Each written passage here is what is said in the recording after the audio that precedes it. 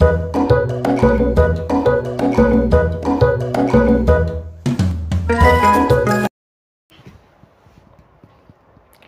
guys, ketemu lagi dengan saya di Evlo Channel. Hari ini guys, saya akan bercerita tentang kejadian seorang balita yang ada di Korea Selatan. Bayi ini mengalami nasib naas karena dia adalah seorang bayi yang diadopsi oleh orang tua dari Korea Selatan, dan ternyata bayi ini mengalami kekerasan fisik. Akibatnya, bayi ini mengalami luka retak di dalam bagian tubuh, tangan, dan kakinya karena dianiaya oleh orang tua angkatnya ini. Bagaimana kisah selanjutnya guys? Ayo kita ikuti.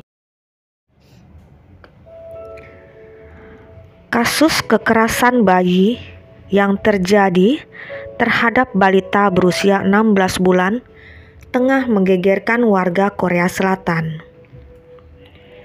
Kasusnya menjadi viral di media massa hingga memunculkan hashtag I'm sorry Jong-in. Sejumlah selebriti Korea Selatan pun turut menuliskan hashtag tersebut sebagai bentuk duka cita. Balita Jong-in itu sebenarnya sudah meninggal sejak Oktober 2020 yang lalu. Namun kasus ini kembali mencuat di berbagai media karena polisi setempat dianggap tidak cukup cepat menangani kasus kekerasan tersebut. Hingga akhirnya para pesohor ikut menyuarakannya di media sosial.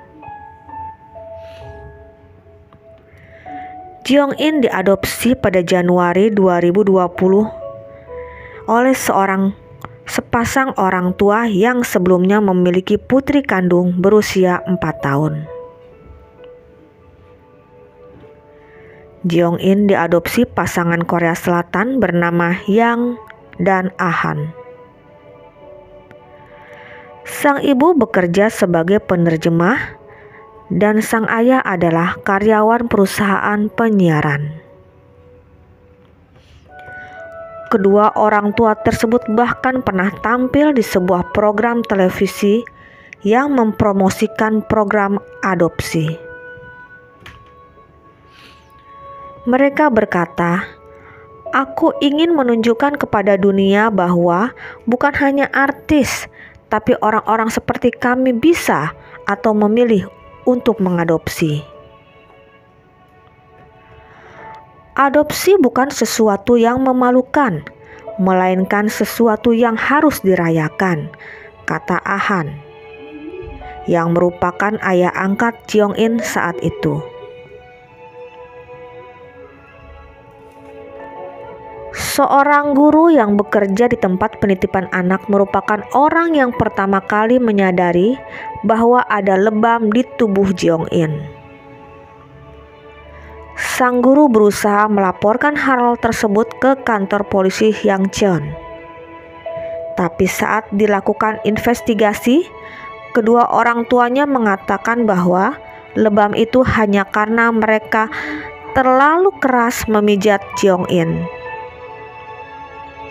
Akhirnya kasus itu ditutup.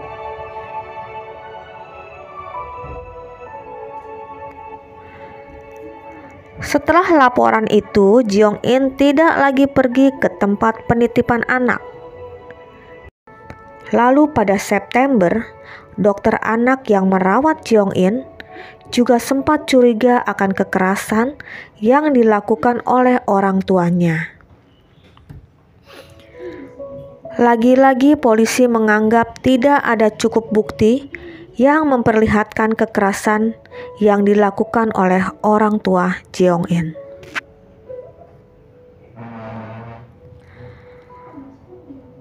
Pada tanggal 13 Oktober 2020, orang tua Jong-in membawanya ke rumah sakit. Tubuhnya dipenuhi luka lebam.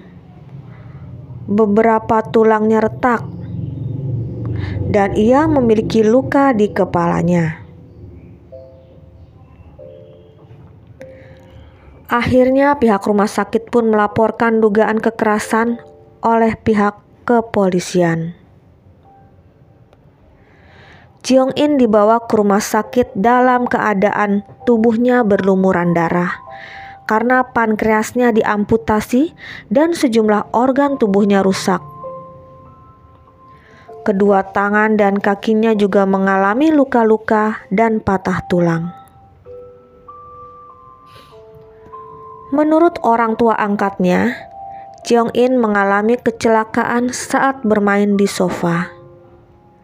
Tetapi dokter menyimpulkan bahwa kondisi tersebut dikarenakan ada injakan yang keras sehingga organ tubuhnya hancur, bahkan kaki dan tangannya juga patah. Hasil otopsi menemukan bahwa Jeong In meninggal akibat pendarahan di dalam. Saat meninggal berat tubuhnya hanya 8 kg di usia 16 bulan. Sedangkan saat diadopsi di usia 7 bulan beratnya 9 kg. Kasus ini lantas membuat kemarahan masyarakat Korea. Mereka pun mengajukan petisi untuk menganggap kasus ini sebagai kasus pembunuhan, bukan kasus kekerasan. Mereka meminta supaya orang tuanya dihukum seberat-beratnya.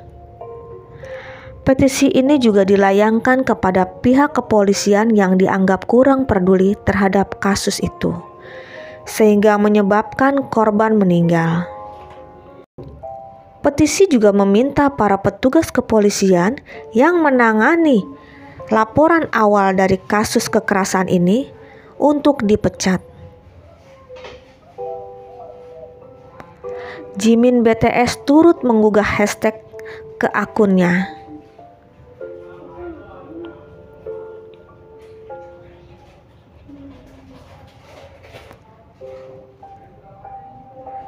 Demikianlah kisah sedih balita Jeong In yang mengharapkan mendapatkan kasih sayang dari orang tua angkatnya, namun berakhir dengan tragis. Semoga kisah ini menjadi inspirasi supaya jangan sampai terulang lagi. Jeong In sudah senang di alamnya. Silakan like dan subscribe-nya untuk mendengar cerita-cerita dari Evlo Channel. Demikian kisah hari ini.